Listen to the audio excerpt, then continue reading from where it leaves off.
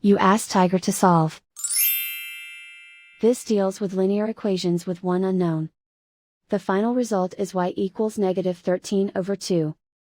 Let's solve it step by step. Swap sides.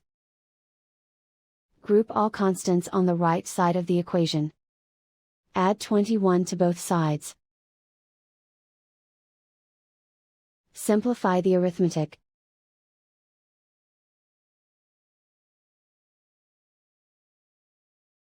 Isolate the y. Divide both sides by -4. Cancel out the negatives. Simplify the fraction. Move the negative sign from the denominator to the numerator. Find the greatest common factor of the numerator and denominator.